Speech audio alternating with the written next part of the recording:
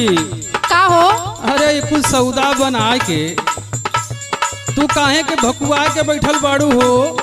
अरे भकुआए वाला कमवे हमरे साथे भइल बा। अरे का ऐसन काम हो गयल हो? सुना बजावत ला कि तोरे घर गांव के जिला जवार के लोग ऐसन बा। अरे का गलती कर दले हमारे जिला जवार के लोग हो तोरे? सुना बतावत हिला। बतावा। जाई बजरिया लाइन मार है बलमुआ।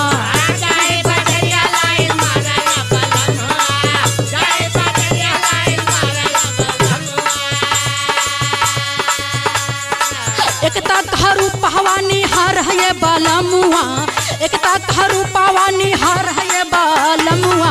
जाई बजरिया लाइन मार है बलमुआ।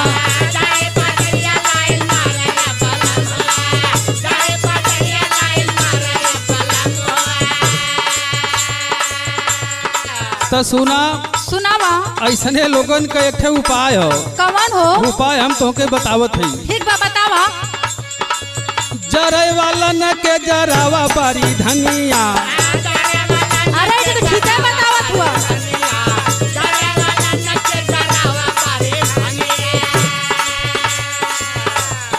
कई के सिंगारावा देखावा बारी धनिया, कई के सिंगारावा देखावा बारी धनिया। जरे वाला न के जरावा बारी धनिया।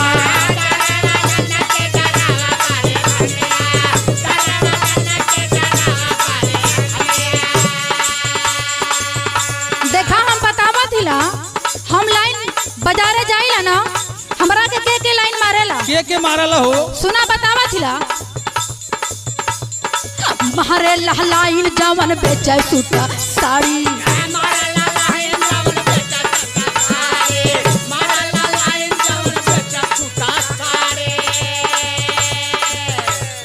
ओकरे पीछे वाला है एगो हऊ कबाड़ी। बारे प्रमोद भैया बा। देखते कि मुसह की फूल हवाए बालमुआ, देखते कि मुसह की फूल हवाए बालमुआ। जाई बजरिया लाइन मार है बालमुआ।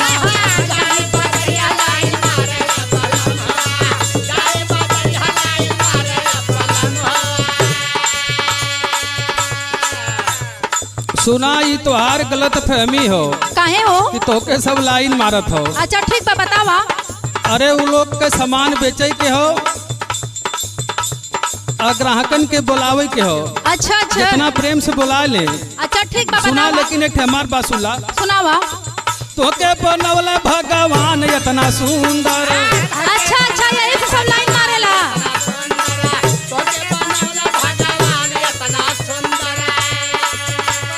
रूपा वाला गेला तोहर सब का से सुनर।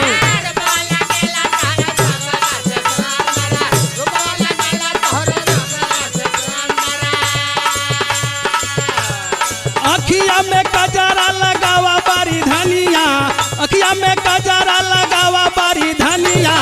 जरे वाला न के जरावा बारी धनिया।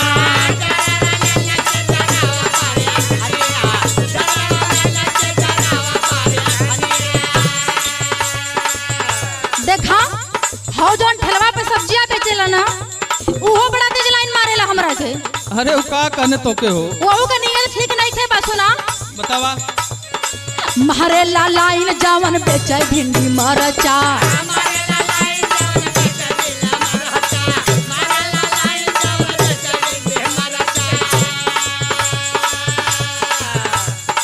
कहेला यह वाले ला घरावा का खर्चा।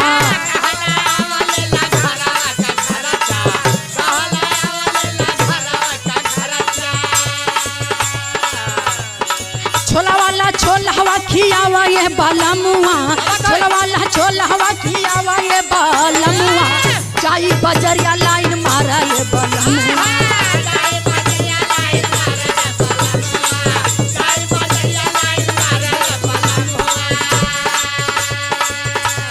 एमन केहू का दोष ना है। सुना केकर दोस्त बाहू? हमार बा। तोहार दोष हो। अच्छा हाँ सुन ला। उ देखबे करी लो। काहे देखी? बतावा। गोरे गोरे गलावा लगा के उठलाली। अच्छा अच्छा ये बात बा।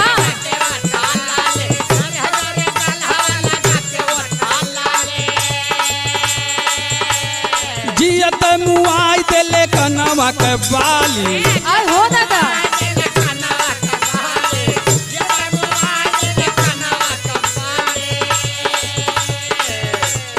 कहला वीरेंद्र अब सम्हारा बारी धनिया कहला वीरेंद्र अब सम्हारा बारी धनिया जरे वाला न के जरावा बारी धनिया